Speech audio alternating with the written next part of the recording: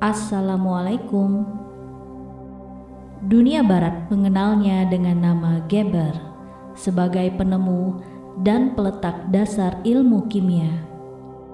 Dalam berbagai ensiklopedia Barat, ia terkenal dengan sebutan di berbagai bidang keahlian lainnya, seperti polimat terkemuka, kimiawan, ahli astronomi dan astrologi, insinyur, ahli bumi, ahli filsafat, ahli fisika, apoteker, dan dokter. Nama lengkapnya adalah Abu Musa Jabir bin Hayyan al-Asdi, atau yang kita kenal dengan nama Jabir bin Hayyan.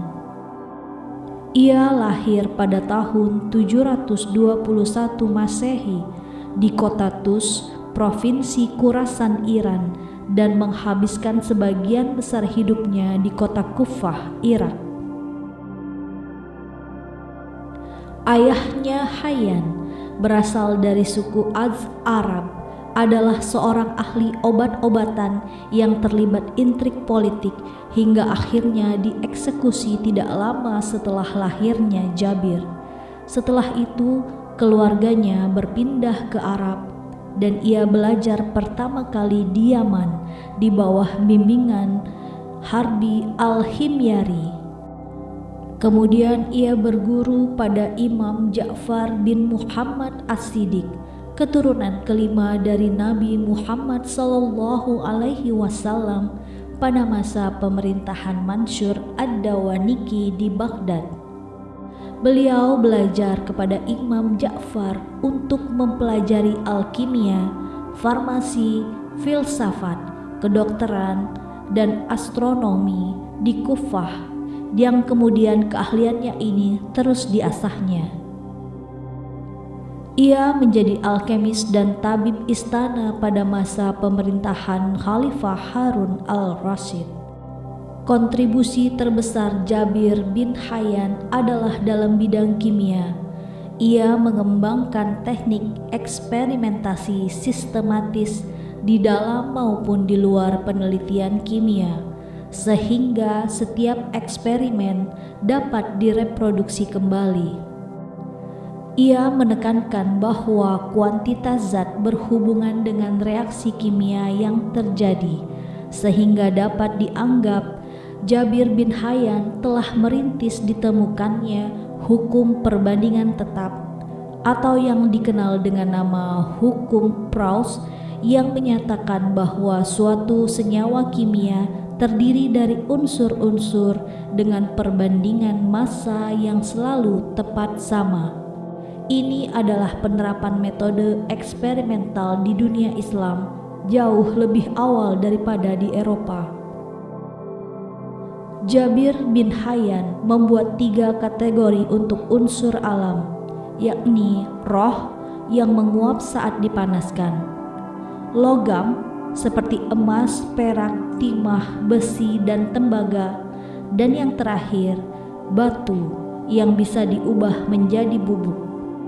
Nomenklatur ini bisa mewakili awal dari klasifikasi elemen yang lebih baru. Jabir bin Hayyan menjadi orang pertama yang menyatakan bahwa air hanya bisa dimurnikan melalui proses penyulingan. Jabir bin Hayyan juga menulis materi dan klasifikasinya dalam dunia hewan, nabati, dan mineral, pengenalan sifat intrinsik zat yang berbeda seperti hangat, lembab, dan kering, dan kemudian untuk mereproduksi secara artifisial banyak fenomena dan material yang terjadi secara alami. Bahkan dalam bukunya, Jabir bin Hayyan menjelaskan berbagai proses dan reaksi kimia dari sintesis asam seperti nitrat dan sulfat hingga aqua regia, oksida, dan garam. Ia juga merinci banyak teknik kimia seperti pengendapan, kristalisasi, dan distilasi. Ilmuwan Muslim ini juga menjabarkan peralatan dan perlengkapan apa saja yang diperlukan untuk melakukan proses kimiawi tersebut. Penemuan Jabir bin Hayyan pada masa sekarang digunakan untuk meningkatkan kualitas banyak produk manufaktur seperti produksi baja dan logam lainnya, mencegah karat, mengukir emas, mewarnai, dan pembuatan material anti air, penyamakan kulit, dan analisis kimia pigmen dan zat lainnya. Teorinya juga menjadi acuan bagi ilmuwan dari generasi selanjutnya dalam mengoksidasi mangan dalam produksi kaca.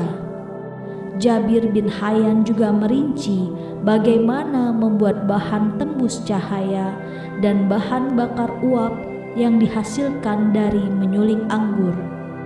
Jabir bin Hayyan mencatat bahwa anggur mendidih melepaskan uap yang mudah terbakar sehingga membuka jalan bagi penemuan etanol oleh Al-Razi.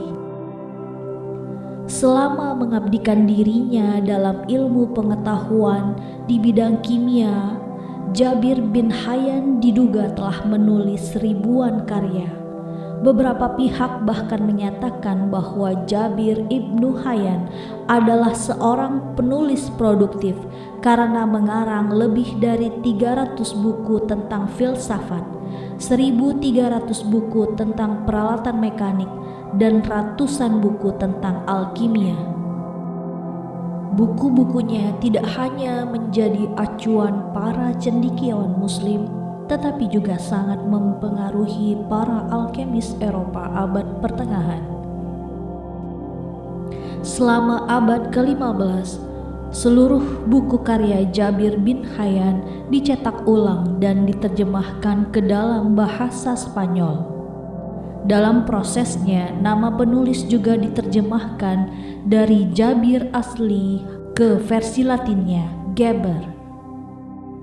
Ia melahirkan sejumlah karya besar dari bidang kimia, alkimia, dan filosofi. Banyak dari karya-karyanya itu diterjemahkan dan didistribusikan ke seluruh pusat pembelajaran di Eropa. Karya Jabir bin Hayyan yang terkenal antara lain adalah Kitab Al-Sabmin, Kitab Al-Rahmah, Kitab Al-Tajmi, Kitab Al-Zilaq Al-Syarqi, Book of the Kingdom, Book of the Eastern Mercury, Book of Balance, dan Kitab Alkimia yang diterjemahkan ke Inggris menjadi The Book of the Composition of Alchemy. Ia meninggal di Kufah diperkirakan pada tahun 815 pada usia 94 tahun. Berkat kontribusinya yang sangat besar dan dianggap telah meletakkan dasar-dasar kimia modern, Jabir bin Hayyan kemudian dikenal sebagai Bapak Ilmu Kimia Modern. Gelar ini dinobatkan oleh sejarawan bernama Priestley Shelton dalam buku monumentalnya yang berjudul Introduction to the History of Science. Ketika dunia barat masih buta tentang ilmu kimia, Jabir bin Hayyan sudah mendirikan laboratorium kimia pertama di dunia. Ia diketahui memiliki laboratorium kerja di Kufah yang reruntuhannya baru ditemukan 2 abad setelah kematiannya. Kemudian namanya dikaitkan dengan pengenalan metodologi eksperimental ke dalam alkimia dan penemuan beberapa proses kimia yang digunakan hingga saat ini. Jabir bin Hayyan mampu merubah pandangan tahayul menjadi sains. Sekian ceritaku. Wassalamualaikum warahmatullahi wabarakatuh.